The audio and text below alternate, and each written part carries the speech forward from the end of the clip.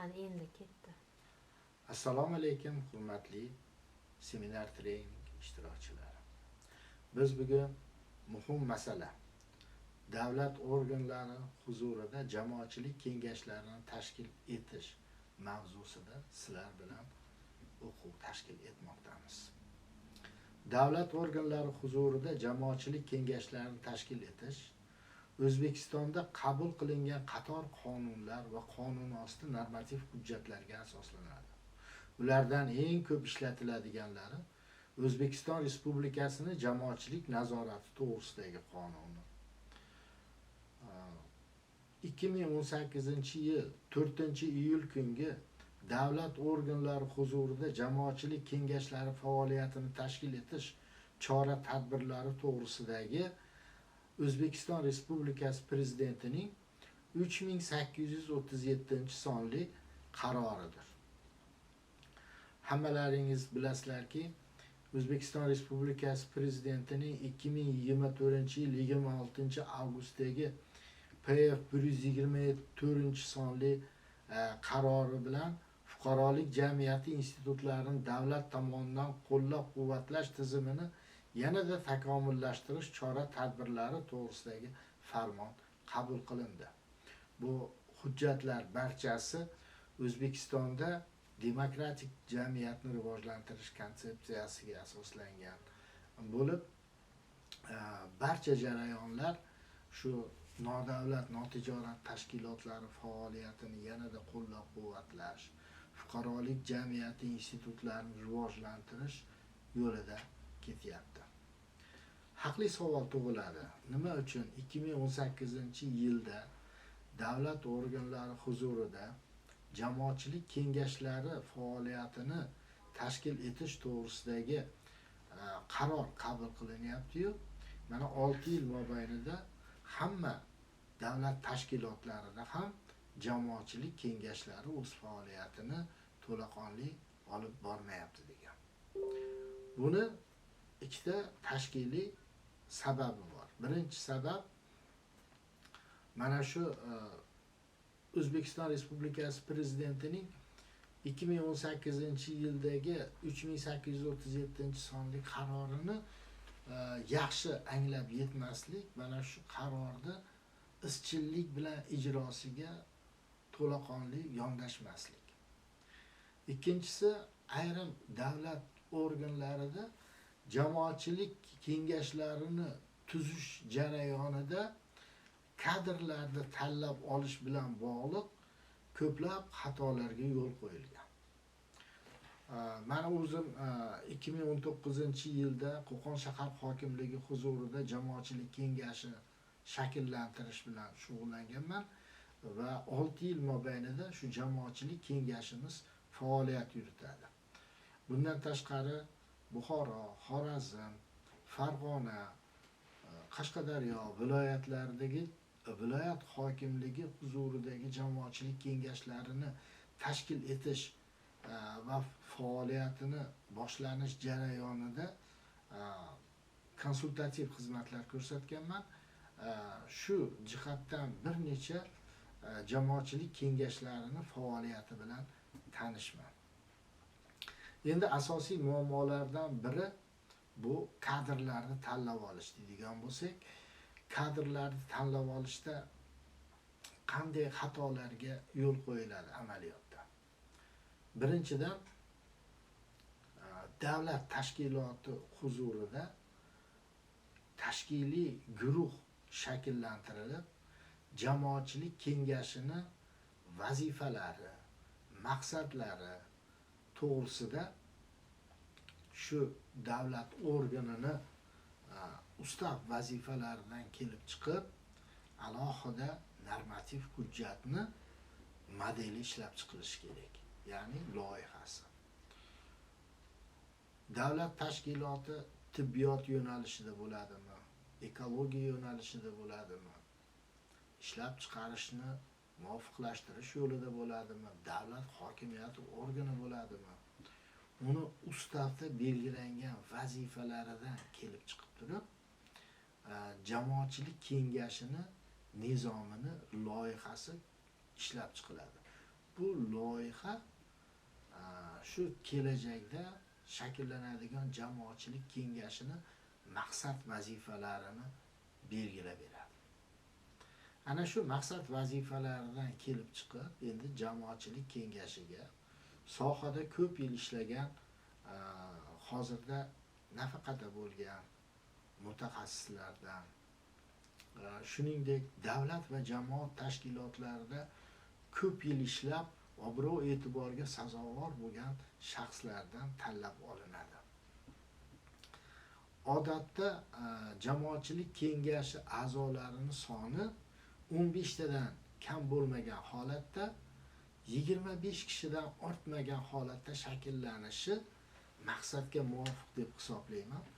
Chunki 25 kishidan ortiq bo'lgan jamoatchilik kengashi bo'ladigan bo'lsa, bu jamoatchilik kengashini yig'ilishlarini tashkil etishda muayyan tashkiliy muammolar paydo bo'ladi. Jamoatchilik kengashi a'zolarini umumiy ro'yxatidan 50% fuqarolik jamiyati institutlari vakillaridan iborat bo'lishi kerak. Bundan tashqari, o'sha fuqarolik jamiyati institutlari vakillarining ichida 50%, ya'ni jamoatchilik kengashi a'zolarining umumiy ro'yxatidan 25% o'z tashabbusi bilan tashkil etilgan nodavlat notijorat tashkilotlari vakillaridan bo'lishi qarorlarda belgilab qo'yilgan.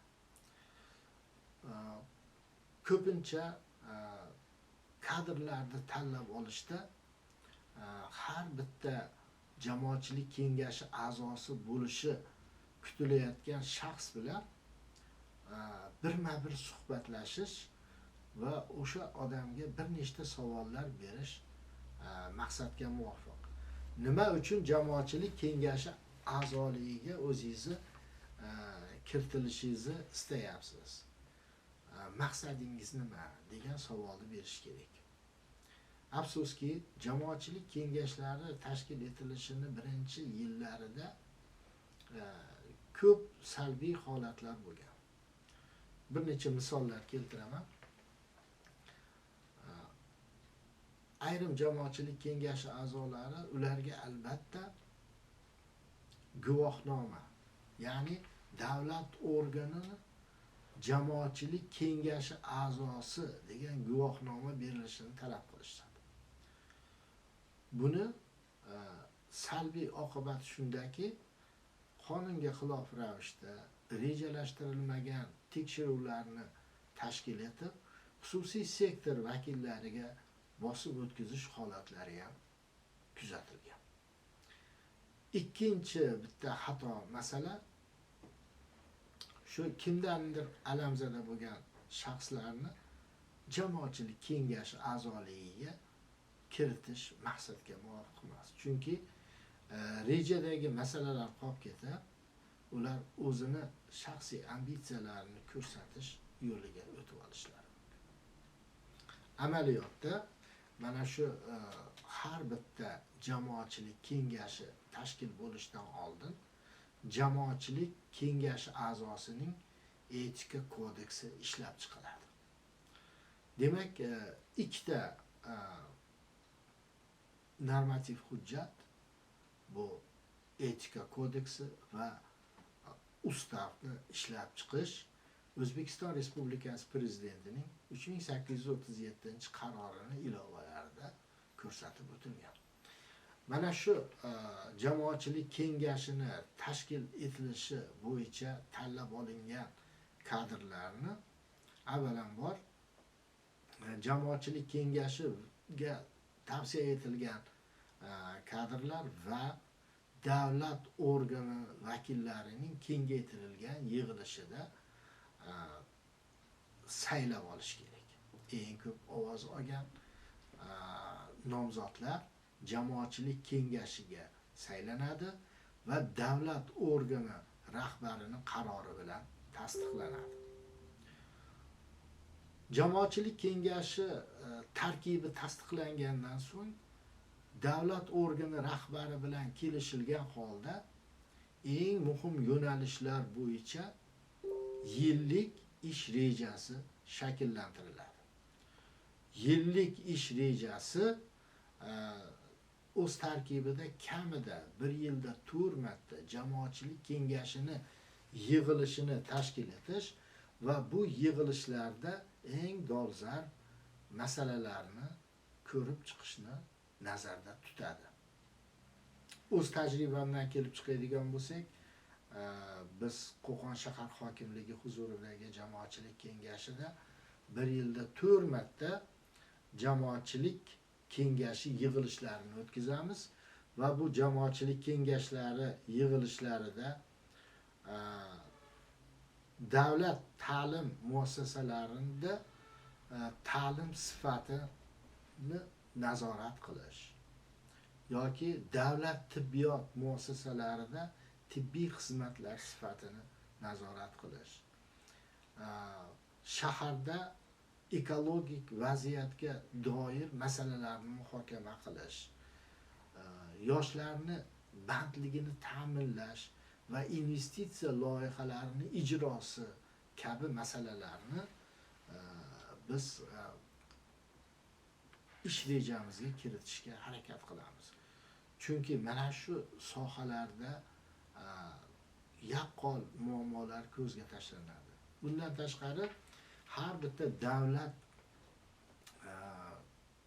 hokimiyati organi bir yilda bir marta fuqarolik jamiyatlari institutlari uchun ijtimoiy buyurtma shakllantirish vazifasi O'zbekiston Respublikasi Prezidentining 124-sonli farmoyish bilan belgilangan. Mana shu farmoyishda har bir davlat organlari byudjetdan tashqari mablag'lar hisobidan bir yilda bir marta ijtimoiy buyurtma shakllantirib, fuqarolik jamiyati organlari orqali amalga oshirishini belgilab qo'ygan. Aynan shu masalalar ham ish rejaga kiritilishi kerak bo'ladi. Jamoatchilik nazorati, jamoatchilik monitoringi masalalarida kiritilgan har bir masalani o'rganish uchun jamoatchilik eshituvlariga tayyorgarlik ko'rish rejasi ishlab chiqiladi.